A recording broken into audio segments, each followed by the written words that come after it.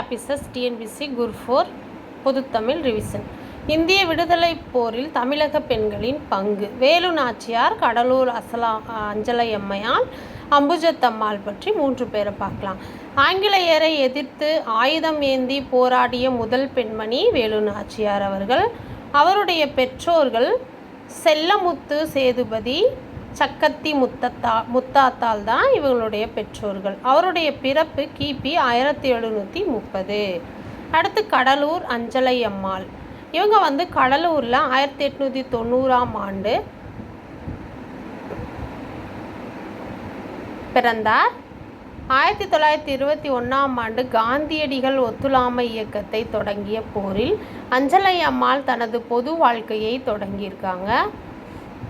அப்புறம் நீலன் சிலையை அகற்றும் போராட்டத்திலையும் ஈடுபட்டிருக்காங்க. ஸ்கிப் பண்ணி பார்த்துக்கோங்க. நன்றி, வணக்கம்.